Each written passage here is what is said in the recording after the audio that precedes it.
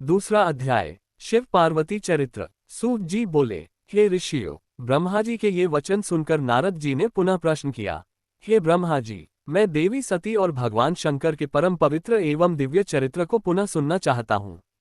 कृपा कर ये बताए कि सती की उत्पत्ति कैसे हुई और महादेव का मन विवाह हेतु कैसे प्रवृत्त हुआ। पिता दक्ष से अप्रसन्न होकर देवी सती ने किस प्रकार अपनी देह का त्याग किया और फिर हिमाचल की पुत्री पार्वती के रूप में उनका जन्म कैसे हुआ। उनके तप, विवाह, काम नाश आदि समस्त कथाएं मुझे विस्तार पूर्वक सुनाने की कृपा करें।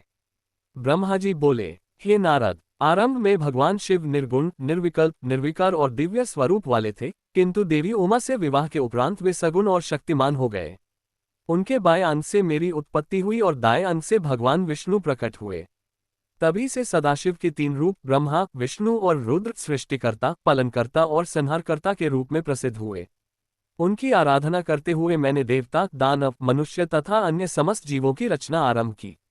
मैंने विविध जातियों का निर्माण किया और मरीचि, अत्रि, पुलह, पुलस्त्य, अंगिरा, ऋतु, वशिष्ठ, नारद, दक्ष और भृगु को उत्पन्न किया।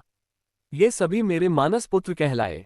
इसके पश्चात मेरे मन में माया का प्रभाव उत्पन्न हुआ। तब मेरे हृदय से अत्यंत मनोहर और सुंदर नारी प्रकट हुई, जिसका नाम संध्या था। वह दिन में क्षीण रहती थी, परंतु सायंकाल उसका रूप सौंदर्य और अधिक निखर उठता था। वह निरंतर मंत्र जप में लीन रहती थी। उसके सौंदर्य से ऋषि मुनियों के मन भी विचलित हो जाते थे। इसी प्रकार मेरे मन से एक अत्यंत सुंदर और अद्भुत पुरुष भी प्रकट हुआ।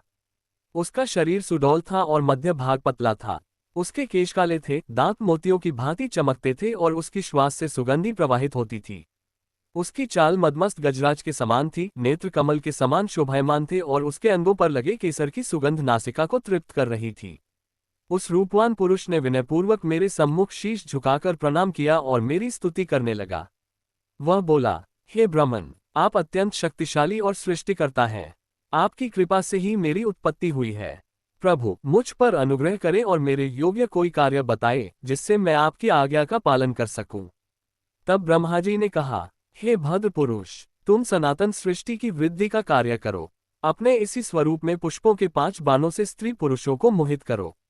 इस चराचर जगत में कोई भी जीव तुम्हारा तिरस्कार नहीं कर सकेगा।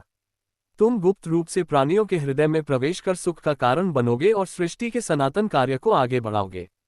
तुम्हारे पुष्पमय बाण समस्त प्राणियों को भेद कर उन्हें मदमस्त कर देंगे। आज से तुम पुष्पबाण नाम से जाने जाओगे और सृष्टि के प्रवर्तक के रूप में विख्यात होोगे।